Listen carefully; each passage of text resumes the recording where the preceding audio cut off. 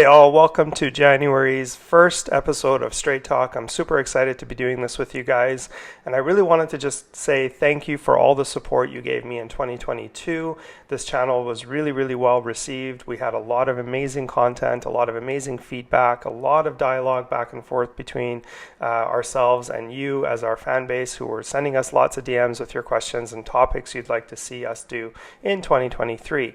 So we're definitely going to do that. We're going to come at you every Tuesday and Thursday moving forward for Straight Talks channel. And I hope the content is enjoyable. And if you have any critiques or if you have any suggestions of what you'd like to see, please definitely send me a DM. I want to make this interactive and make it something that we can all do together.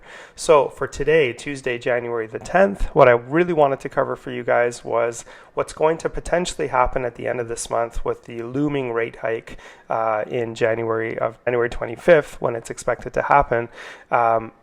And why I think it will now happen, and it's sort of solidified that it'll happen, and that was now because of the December 2022 job numbers that were released. So most economists in Canada were expecting maybe 4,000 jobs to be added for the month of December, and we had 104,000 jobs added. So that was just something that blew, I think, every economist's brain when it came to expectations of what was going to happen. We overshot it by 100,000 full-time jobs, and these are adjusted for seasonal positions. So anything late from Christmas or anything like that that's sort of blended over into December and beyond had already been adjusted for. So these are actual full-time jobs.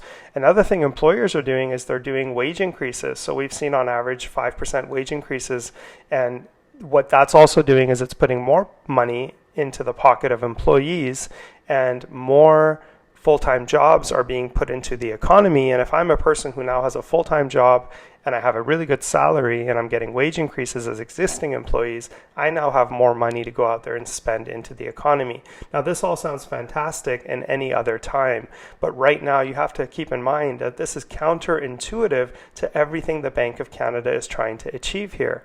They keep doing these rate hikes, which we saw 7 of in 2022, to change your and I behavior. They're trying to change consumer behavior. They don't want us to spend. They don't want us to borrow. So what's happening is they keep increasing rates, hoping that you and I will stay home, cut our discretionary spending, second guess getting that vehicle, second guess getting a bigger mortgage than we can afford, not getting a line of credit, and not going on Amazon and spending frivolous money on things that we don't need. That's what they're hoping for. But that is not what's happened. The demand for pretty much everything across the board has been sky high for most of 2022. It's showing no sign of decline for 2023, while global supply chains are still not able to catch up, which is why we're still seeing entrenched inflation, why it's been so difficult to bring inflation down, and why we've seen so many consecutive rate hikes. Now, these latest job numbers are not going to help that, because again, it's counterintuitive to what the Bank of Canada is trying to achieve here. The more people have money, the more people have full-time positions, and the more wage increases they're getting, the more they're going to go out there and spend money and fuel the economy, which we're trying to cool down with these rate hikes. So if there was any guess of a rate hike coming on January 25th or any ambiguity around whether it would come or not, I think that's pretty much over now. I think we're pretty much guaranteed to have that 0.25% rate hike. And man, I just hope it's beyond, I hope it's nothing beyond that. And I hope that that is the last rate hike of this year. The Bank of Canada has indicated that they're done with the quantitative tightening program, and any future rate hikes are going to be based on real life data that they see on the go, which this was one of. So it's going to be really interesting to see what they do on January 25th, but you can pretty much guarantee that 0.25% rate hike is coming. Now, if you're about to renew into a mortgage, or your renewal is coming up this year and you're wondering what you should do, one of the best strategies you can probably take right now is taking a 1 or 2 year fixed mortgage and riding this mess out until sort of the end of 2024, when rates are expected to come back down, and potentially drastically. We'll have to see what happens, but a lot of economists down in the US are expecting 200%, 300% rate cuts, so 200 to 300 basis point rate cuts for 2024. So we'll have to see, whether in Canada that ends up mimicking here.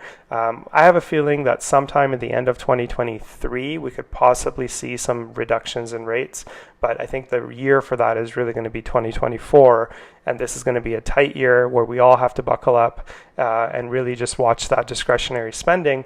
And these job numbers really did not help. So that's all I wanted to chat with you guys about today. Definitely send me DMs because I really want to get this channel to a place where you guys really want value-added content and topics you really like to talk about. So thanks again for joining me today. I hope you have an amazing week, and I'll talk to you soon.